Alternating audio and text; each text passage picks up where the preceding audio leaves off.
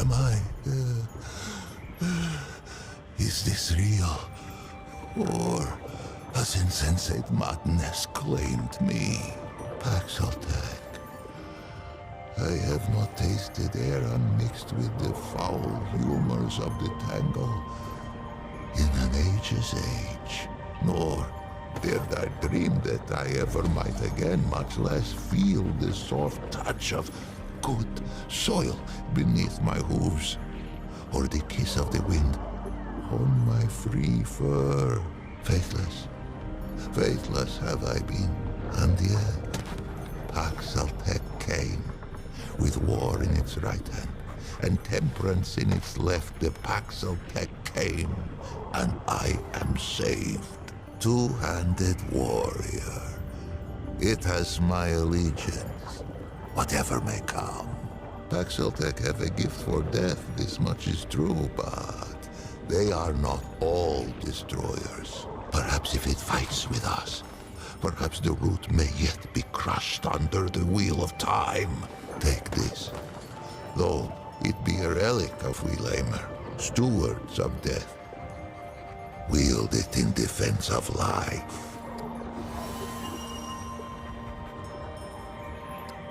I think I shall linger here a while yet. Many are those who fell on these blood-soaked steps. No, some are now naught but bones. They each deserve the funerary rites of royalty. These I shall endeavor to complete with whatever time is left to me. If its road should ever wind this way again, grace me with a visit. There are yet tales of Yesha, I might tell it, if it cares to hear them shared. On the contrary, it has been ages since I felt so very much alive.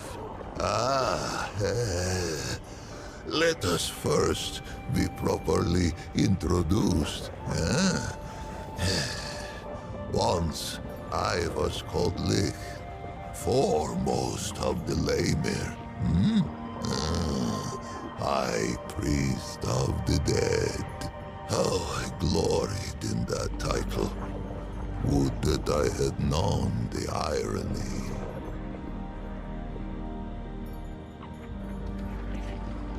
A funerary priest of the deathless, the highborn, one who wraps the powerful in glory, and a Muslim who seals the secrets of the eternal empress with sweet seed oil and with night sap. We guarded the flesh of the great and sought their resurrection among these trusted sacred pan. I was the utmost. I relished the favor of her permanence.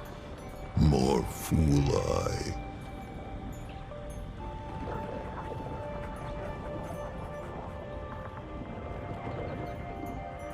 For many epochs, the Highborn did not fear the flow of time, for the fruit of the Thane tree kept it at bay.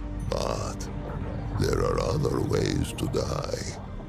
Misadventure. The Eternal Empress dreamed of defeating this final terminus. If life could be taken, could it not be given back?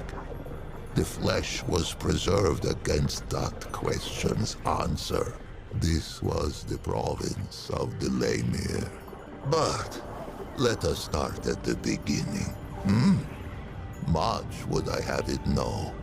And to know all, it must know what is first. Would it hear the history of the Pan? In the time before time, the Pan lived in the place that was. It is said that there came a great plague that ravaged the land so that the fields were seeded only with the bones of the dead and yielded only the cries of the bereft. With his flock drowning in woe, the leader of the Pan held forth a great decree. 100 ships were built, to hold 10,000 souls, with their god of many faces cutting the waves before them. The band that were ventured across the Vilkmarza, the dark sea, through the long night. The Vaughnts prayed and the Red Widows wept, for no one knew if the dark sea had a far shore. 100 days lit the 100 ships, and 100 nights drew their swaddling across them too. But on the 101st day, as the Red Widow in the foremost ship bowed her horns to the god of many faces, a bird lit between them, singing, "Glory to the Pan, for they have reached the Kin Mother." Yesha rose like the dawn before them, unseen, untamed, and free. The king who was, him known to the Pan as Kolket the War-Handed, later Kolket the Woebegone, and at last as Kolket the Wise. Quick of blade was he in his youth, a fearsome general who watered the tree of progress with the lifeblood of many enemies. But the exploits of youth brought Kolket no peace in age. They say he took the plague as fate's judgment against his warlike eye.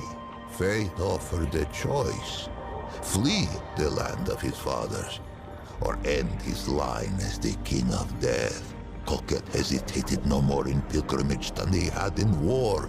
He raised up ships as once he had raised regiments. He sailed from the place that was with a heart full of hope.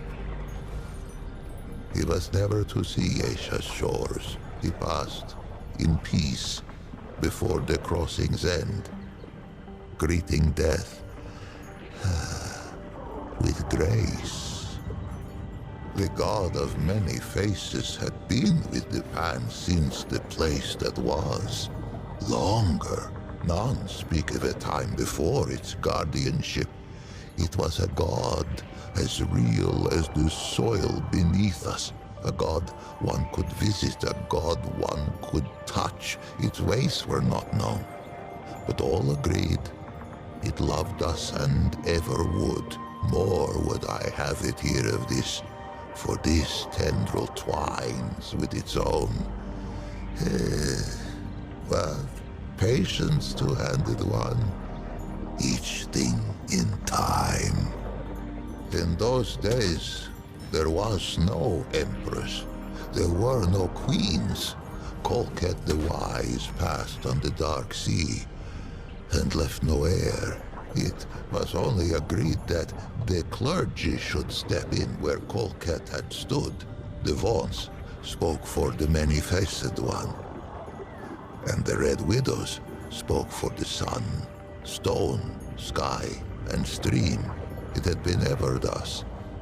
Now they linked hands to cradle the destiny of the Pan. For 80 days, the Vaughnts fell prostrate upon Yesha's unfamiliar shore. They prayed for a sign that our searching was over, and that this forest should be ours. On the 80th day, two forms emerged from the depths of the jungle. First came a doe with coat of red. Where it walked, the soil gave forth flowers and sweet berries, and they took it as a sign of grace. But behind the doe came another, a wolf with fur as lightless as the obsidian waves the Pan had so lately crossed. Surely, this great beast was a portent of death. Yet, desperate were these threadbare priests of old, and of these visions to their charges These phones spoke only one. And why not? The doe fills all who glimpse it with a spirit of hope and a sense of growth. It leaps among the shrub and bramble even now, even with Yesha sundered by the root. There are those who think it more than a spirit, a god in waiting. These call themselves the children of the red doe.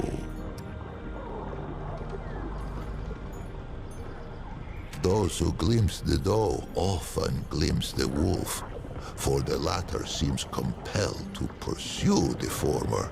Yet, to hear those early Vaughn's tell it would be to hear of many different wolves in pursuit, and only one doe. A simple deception, but a far-reaching one. Modern Pan know the truth. What must it be to spend an eternity chasing that which one might catch but may not kill?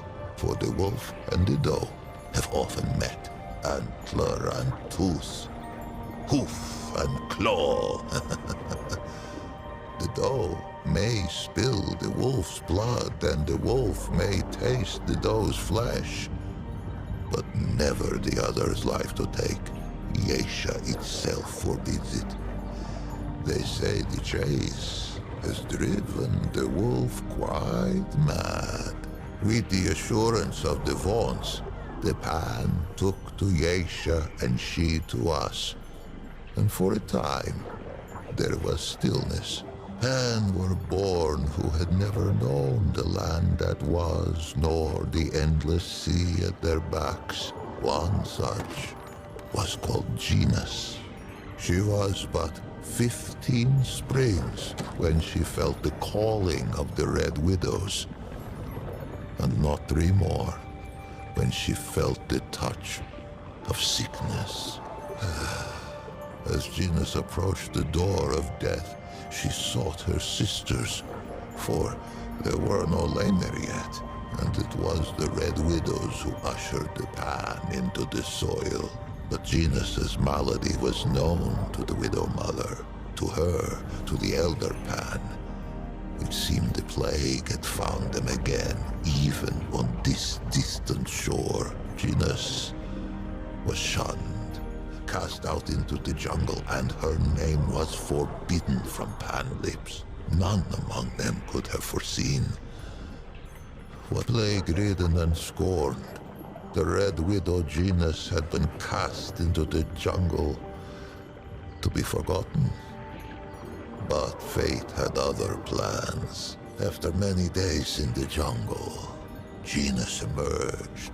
The Pan were humbled, for all signs of plague had been lifted from the young Genus, replaced by a regal gait none could deny. Fascinated, all assembled to hear her tale. And quite a tale it was. Genus spoke of a vision that had come upon her as she lay in the moss, gasping out her last. In her vision, the plagues had returned. Pan, young and old, wailed and keened and spat their last blood on Yesha's pristine sand. But then, when all seemed lost, a great tree rose out of the jungle, strange and wonderful, and heavy with luminous fruit. This tree, the Thane, she named it, gave all who ate of it a life unending. The Pan embraced it, and their glory stretched on for 1,000 epochs. Genus rose to power on this. A spire built of words.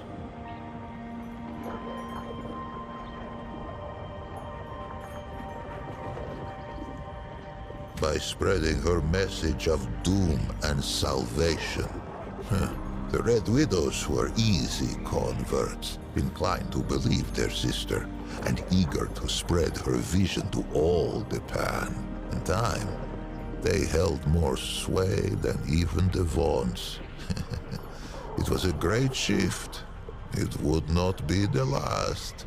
Among the Red Widow's, genus was quickly elevated to Widow Mother. The crops flourished, and the villages spread.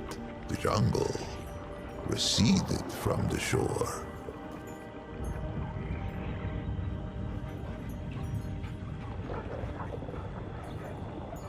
It is difficult to say. Genus has had charge of her own legend for an age of ages. Suffice to say, there is enough truth to her vision for me to know her personally, though I was born some 30 mothers hence, and yet, in knowing her, I find its question impossible to answer. But we get ahead of ourselves, two-handed one. Many seasons passed, and Genus grew stooped and lined as all Pan before her had. In her 77th winter, Genus had another vision.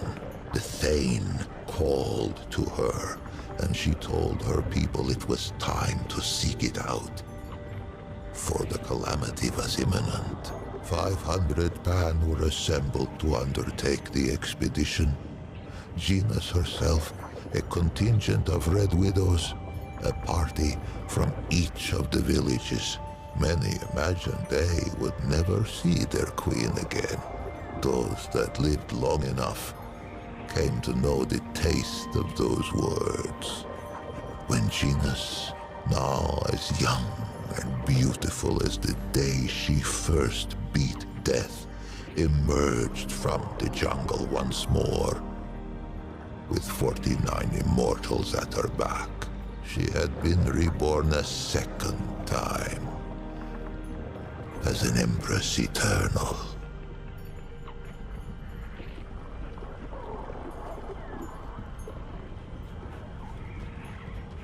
For years, they searched the forest, battling hunger, storms, and beasts red of tooth and claw.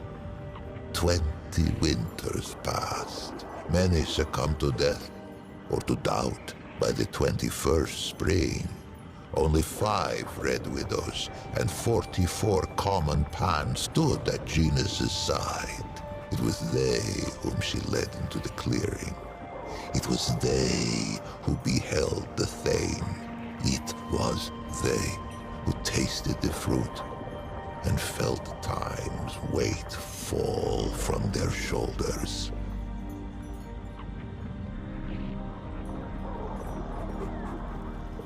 No plague has touched the Pan since, but calamity wears faces nearly as numerous as our god of old.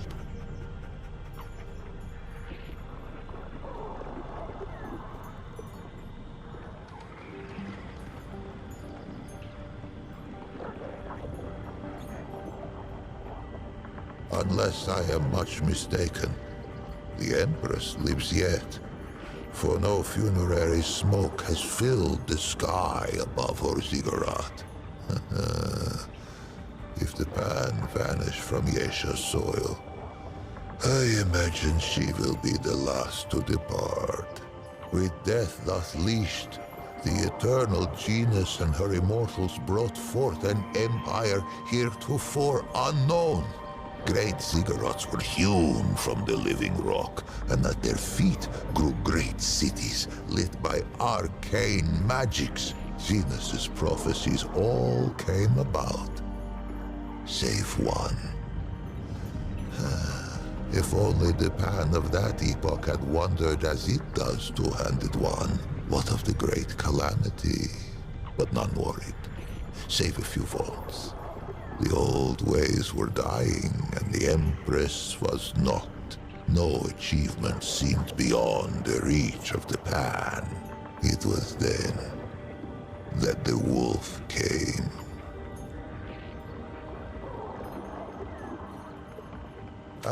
But the story of Yesha is the story of who tastes the fruit of the Thane tree. 49 immortals begat many more. A deathless aristocracy. They traded favor with the emperors, traded years of life itself like fishmongers at market. They called it the Ravager, the very obsidian beast the Vaughnts of old had glimpsed and hidden. It sprang from the jungle as sudden as a squall. It made no more than mutton of the bravest warrior. Fear fell like night across the empire. Death roamed the Asia. Ravenous death none could tame. There were those who would have seen the beast slain, but the Ravager was never much glimpsed that the Red Doe should not follow. And vice versa. The green things of the jungle sprang from the Red Doe's feet. But on what do green things grow, if not the flesh of departed life? Who knew what would become of the Doe if the Ravager were felled? Who knew what would become of the jungle? Who knew what would become of the Thane tree? It was the twice humbled Vaughnts who kept the Empire from vanishing down the Ravager's throat, for the Vaughnts had pondered the beast since it first appeared to them on Yesha's shores.